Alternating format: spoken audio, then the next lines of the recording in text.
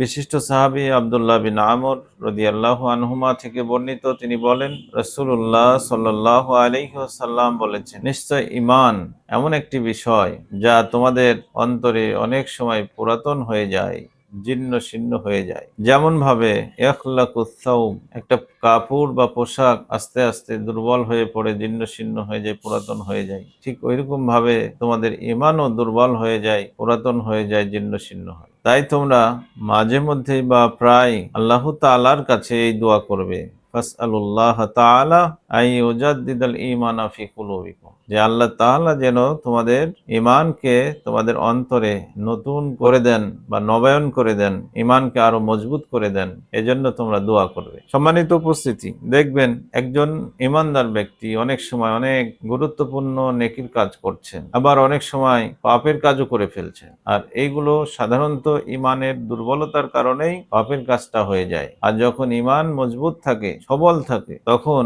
ওই ব্যক্তি ভালো ভালো কাজ করতে সমর্থ হয় আল্লাহর ইচ্ছায়। তাই আমাদের ঈমানকে মজবুত করার জন্য আল্লাহ তাআলার কাছে দোয়া করতে হবে, বেশি বেশি দোয়া করার চেষ্টা করতে হবে। কারণ আমরা চাইলেই আমল করতে পারি না, আল্লাহ চাইলেই কেবল আমল করতে পারবো। আমরা চাইলে আমাদের ঈমানকে মজবুত করতে পারি না। এই জন্য আল্লাহর কাছে বিশেষভাবে যদি প্রার্থনা করি, তাহলে এখানে আমাদের ঈমানের পূর্ণাঙ্গতা আসবে ইনশাআল্লাহ। আজকের হাদিসটি হাকিম থেকে বর্ণিত হয়েছে, হাদিস নাম্বার 5।